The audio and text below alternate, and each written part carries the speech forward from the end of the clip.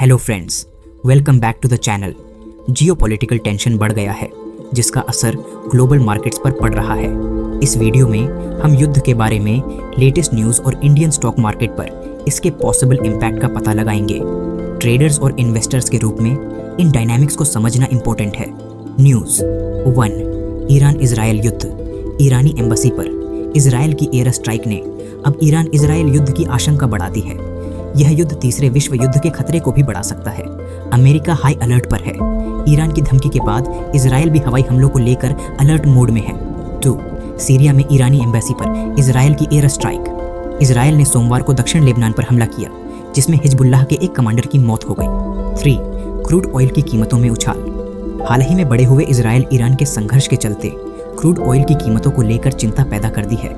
Crude oil की कीमतें 6 महीने के उच्चतम स्तर पर पहुंच गईं, जो $90 प्रति बैरल के करीब पहुंच गईं।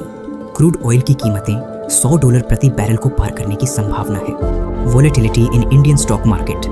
The Sensex and Nifty are at all time high levels. Geopolitical risks can trigger knee-jerk reactions among investors. Investors and traders need to closely monitor developments in the Middle East. 5, impact on other commodities.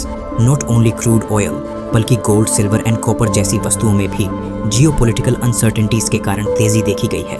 Higher commodity prices can impact inflation and interest rates. Advice for traders and investors. 1, stay informed. Monitor reliable sources for updates on geopolitical tensions. 2, diversify.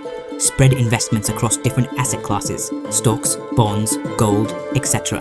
Diversification reduces risk during uncertain times. 3, risk management. Set stop loss levels for your trades. Avoid overexposure to volatile sectors. 4, long-term perspective. Remember that markets tend to recover over the long term. Avoid making impulsive decisions based on short-term events. Thank you दोस्तों। तो आइए इस video का conclusion समझें। War tensions create uncertainty in financial markets.